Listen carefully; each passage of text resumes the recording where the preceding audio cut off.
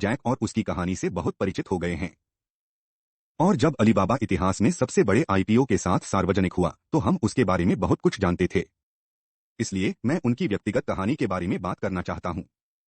मैं इस बारे में बात करना चाहता हूं कि उसने कितनी बार कोशिश की और असफल रहा और उसे क्या जारी रखा।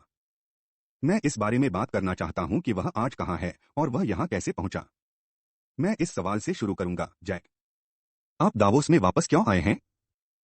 जैक, यह 7 साल के लिए एक लंबा ब्रेक रहा है। मुझे लगता है कि मेरी आखिरी यात्रा वर्ष 2008 में हुई थी, लेकिन मैं वर्ष 2001 के लिए young global leader for tomorrow के लिए आ रहा था। और मुझे लगता है, मुझे याद है, जब मैं आया था तो मैंने दावोस के बारे में कभी नहीं सुना था। लेकिन जब मैं स्विट्जरलैंड में आया तो इतने सारे युवाओं ने प्रदर्शन किया। यह इतना भयानक दृश्य था और मैंने उनसे पूछा, वे क्या कर रहे हैं? उन्होंने कहा, वैश्वीकरण विरोधी। मैंने कहा, क्यों? वैश्वीकरण एक बड़ी बात है। लोग इसे पसंद क्यों नहीं करते? और फिर हम यहां 2 घंटे के लिए आए। एक मशीन गन है, वहां एक लोग हमारी जांच कर रहे हैं। ओह भगवान, क्या यह एक फिल्म है या एक जेल है? वह क्या है? लेकिन जब मैं यंग ग्लोबल लीडर में फोरम में शामिल हुआ तो मैं इतने सारे विचारों से रोमांचित था।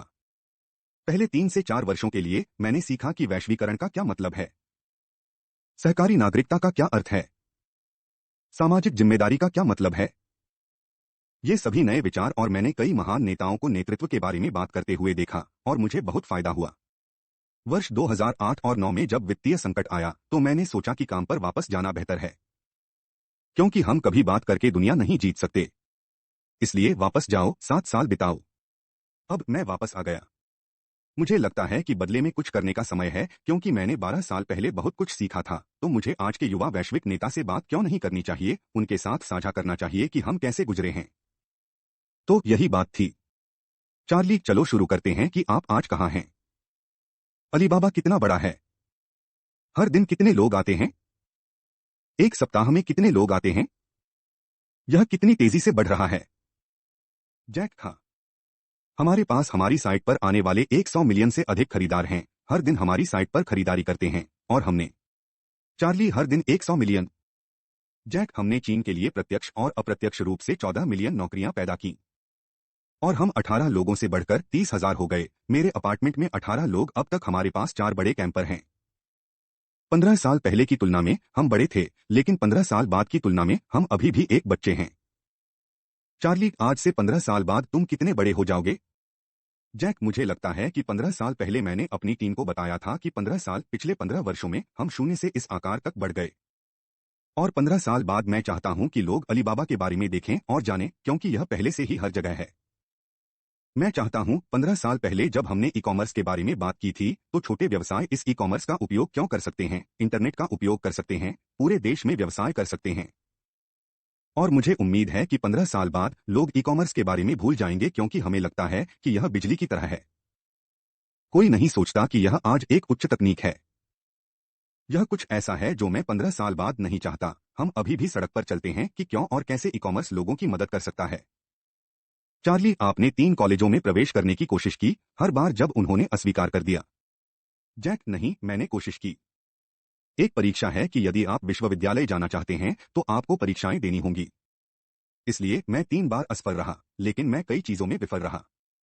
मैं मजाकिया चीजों के लिए विफल रहा। मैं 2 बार एक प्रमुख प्राथमिक विद्यालय परीक्षा में विफल रहा और मैं मध्य विद्यालयों के लिए 3 बार विफल रहा। और आप हांगजो, मेरे शहर में कभी विश्वास नहीं करेंगे। केवल एक मध्य विद्यालय है जो केवल 1 वर्ष तक रहता है। इसे प्राथमिक विद्यालय से मध्य विद्यालय में बदल दिया गया था, क्योंकि हमारे स्कूल के स्नातक कोई भी मध्य विद्यालय हमें स्वीकार नहीं करता है, क्योंकि हम बहुत बुरे हैं। यह एक मिडिल स्कूल बन जाएगा। चार्ली, हालांकि इसका क्या प्रभाव पड़ा, अस्वीकार कर दिया गया।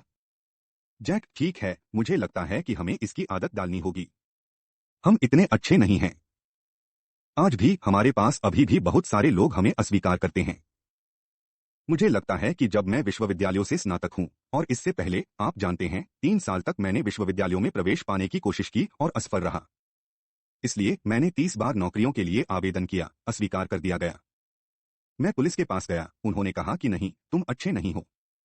मैं आपके पास गया था, यहां तक कि केएफसी, जब केएफसी चीन आया था, मेरे शहर में आया था, 24 लोग नौकरी के लिए गए थे, 23 लोगों को स्वीकार किया गया था। मैं अकेला आदमी था। और हम पुलिस के पास गए। 5 लोगों उनमें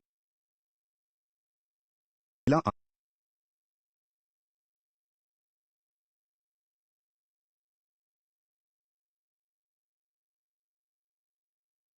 आदमी था जिसने इसे कभी प्राप्त नहीं किया। इसलिए मेरे लिए ठुकराया जा रहा है, अस्वीकार कर दिया गया है। ओह, वैसे मैंने आपको बताया कि जब मैंने हार्वर्ड के लिए आवेदन किया तो 10 बार अस्वीकार कर दिया गया। मुझे पता है कि मुझे खारिज कर दिया जाएगा। चार्ली, अब उन्हें खेद है। 10 बार आपने उन्हें लिखा और कहा, मैं हार्वर्ड आना चाहता हूं। जैक, हाँ। और फिर मैंने खुद से कहा कि किसी दिन मुझे वहां पढ़ाना चाहिए, एक दिन। चार्ली, मुझे लगता है कि यह व्यवस्थित किया जा सकता है। रिचर्ड निक्सन हांगजो आए और उसके बाद पर्यटकों ने जगह पर बाढ़ ला दी और इस तरह आपने अंग्रेजी सीखी। जैक, हाँ। मुझे वास्तव में पसंद आया। मुझे नहीं पता कि 12-13 साल की उम्र में उस समय मुझे अचानक भाषा अंग्रेजी से प्यार हो गया। और ऐसी कोई जगह नहीं है जहां आप उस समय अंग्रेजी सीख सकें। कोई किताबें नहीं हैं, अंग्रेजी किताबें नहीं हैं। इसलिए मैं हांगजो होटल में गया, जिसे अब हांगजो शांग्रीला होटल कहा जाता है, क्योंकि यह वह होटल था जिसने विदेशी आगंतुकों को प्राप्त किया था। इसलिए हर सुबह 9 साल तक मैंने उन्हें एक मुफ्त गाइड के रूप में दिखाया और उन्होंने मुझे अंग्रेजी सिखाई। और मुझे लगता है कि इसने मुझे बदल दिया। आज मैं 100% चीन में बना हूं। मैंने कभी भी चीन के बाहर एक दिन का प्रशिक्षण नहीं लिया है। और जब लोग मुझसे बात करते हैं और कहते हैं, जैक, आप इस तरह अंग्रेजी कैसे बोल सकते हैं? आप कभी कभी पश्चिमी लोगों की तरह बात क्यों करते हैं? मुझे लगता है कि 9 साल इन पश्चिमी पर्यटकों ने मेरे दिमाग को खोला था, क्योंकि उन्होंने मुझे जो कुछ भी बताया वह उन चीजों से बहुत अलग था जो मैंने स्कूलों और मेरे माता पिता से सीखी थीं। तो अब मुझे एक आदत है। मैं जो कुछ भी देखता हूं, जो भी पढ़ता हूं, मैं अपने दिमाग का उपयोग करता हूं, व्यवसाय करने के बारे में सोचता हूं। चार्ली, क्या इस तरह मायून जैक मा बन गया? जैक, दरअसल जैक नाम टेनिस में एक महिला द्वारा दिया गया था। वह एक पर्यटक है। वह यहाँ आई और उसने कहा, हांगजो आया, हमारे पास एक था, हम पिनफ्रेंड बन गए। मायून का उच्चारण करना बहुत मुश्किल है। तो उसने कहा, क्या आपके पास एक अंग्रेजी नाम है? मैंने कहा, नहीं, क्या आप मुझे एक अंग्रेजी नाम दे सकते हैं? उसने कहा, ठीक है। उसने कहा, मेरे पिता को जैक कहा जाता है, मेरे पति को जैक कहा जाता है, आप जैक के बारे में क्या सोचते हैं? मैंने कहा, अच्छा। मैं कई वर्षों से इसका उपयोग कर रहा हूं। चार्ली, 1995 में अमेरिका की पहली यात्रा। जैक, 1995। हाँ, मैं यहाँ एक परियोजना के लिए आया था जो स्थानीय सरकार को राजमार्ग बनाने में मदद करता था। चार्ली, और तुमने इंटरनेट की कोशिश की?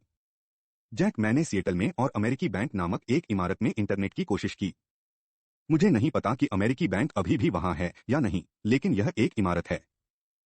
और मेरे दोस्त ने एक छोटा सा कार्यालय खोला जो इस कमरे से केवल 10% बड़ा है और वे वहां बहुत सारे कंप्यूटर हैं।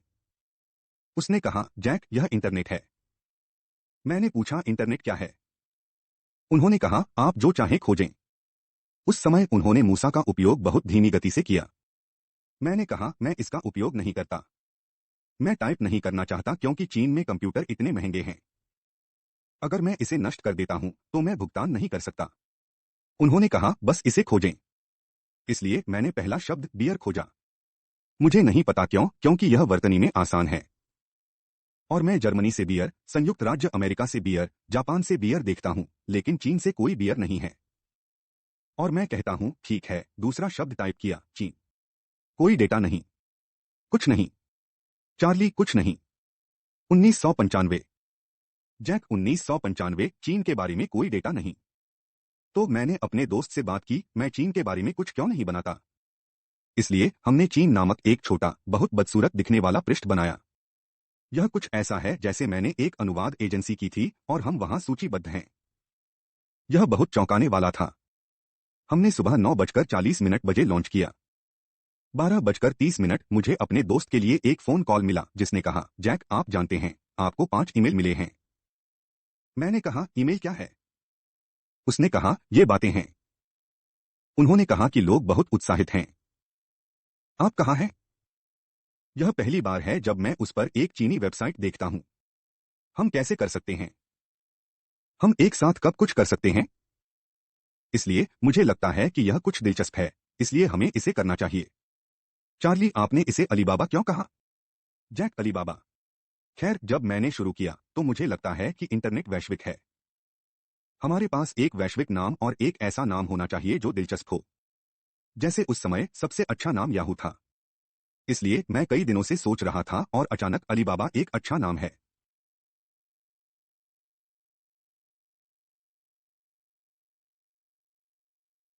मैं मैंने उससे पूछा, क्या आप अलीबाबा के बारे में जानते हैं? उसने कहा, हाँ। मैंने कहा, अलीबाबा क्या है? उसने कहा, खुले तिल। अच्छा। इसलिए मैं सड़क पर भागा और 10-20 लोगों से पूछा, वे सभी अलीबाबा और 40 चोरों के बारे में जानते हैं और तिल खोलते हैं। और मुझे लगता है कि यह एक अच्छा नाम है और यह ए के साथ शुरू हुआ। आप जो भी बात करते हैं, अलीबाबा हमेशा शीर्ष पर है।